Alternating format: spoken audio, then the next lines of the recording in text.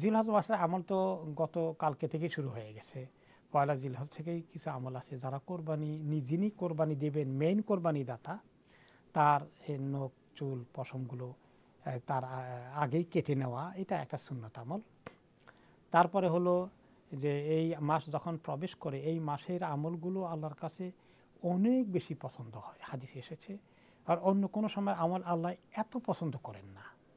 তো এই জন্য কী আমল করা যায় এখানে? তাহাজ্জুদের নামাজ, নফল নামাজ, কোরআন তেলাওয়াত করা, নফল রোজা একটু বেশি করে রাখা।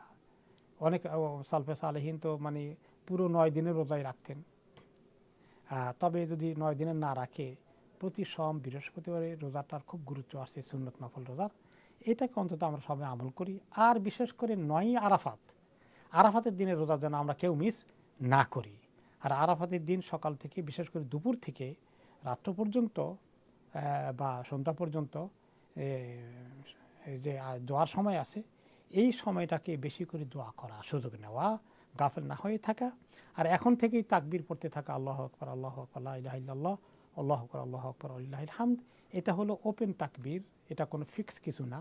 এটা যখন তখন আমরা বলতে পারি, চলতে ফিরতে, আসতে যেতে, যে কোনো সময় পড়তে পারি, যত বেশি পড়া যায়। তাকবীর করা, তাসবিহ করা, তাহমিদ করা, আল্লাহু আকবার, আল্লাহু আকবার, লা ইলাহা ইল্লাল্লাহ, আল্লাহু আকবার, আল্লাহু আকবার, ওয়ালিল্লাহিল হামদ, বেশি বেশি করে পড়া। সুযোগ থাকলে, ওযু লাগে না, হাঁটতে হাঁটতেও পড়া যায়, নামাজের আগে পরে পড়া যায়, অসুবিধা নাই।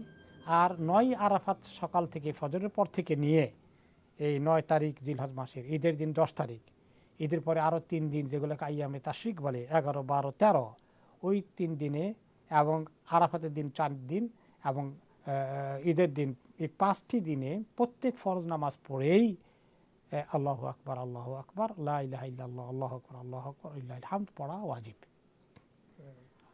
খুব জরুরি কথা আমরা খুব একাধিকবার আলোচনা করেছি যে কিছু কিছু স্লটার হাউস আছে, কিছু কিছু সাপ্লায়ার আছে, তারা আল্লাহর ভয় করে না। তারা ওই আগের দিন রাত্রে সব জবাই করে মানে একদম বিশাল ইয়া করে ট্রাক ভর্তি করে ফেলে এবং সকাল সকাল সাপ্লাই দেওয়া শুরু করে দেয়। হ্যাঁ, তো এটা তো আসলে কোরবানি হয়নি, গোশত হালাল গোশত খাওয়া হবে। এই জন্য আপনি দেওয়ার ক্ষেত্রে এমন একটি গ্রোসারি শপে দেবেন যে তিনি তাকে বোঝাতে হবে যে দেখো, তোমার গোশত আমি পরের দিন সকালেও চাই না, দুপুরেও চাই না, ম্যাক্সিমাম পরের দিন বিকালে সন্ধ্যায় আসবে আমি জানি। মেক শিওর হবা যে তোমার সাপ্লায়ার, তোমার স্লটার হাউস এটাকে যেখানে জবাই করেছে ওই দেশে বা ওই শহরে প্রথম ঈদের জামাতটা হয়ে গেছে কিনা, এটা মেক শিওর হওয়া লাগবে। প্রায় 7টার দিকে সবগুলা জায়গায় প্রথম জামাত হয়ে যায়।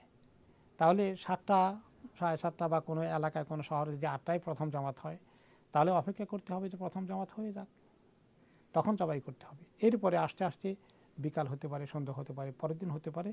এটাই হবে মোর সহি তরিকা। কিন্তু যে সমস্ত দোকানে দুপুরবেলায় এসে হাজির হয়ে গেছে, আমার ডাউট এগুলো কখন জবাই হয়েছে।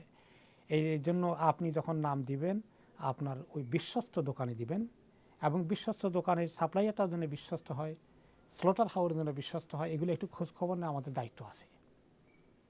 ঠিক।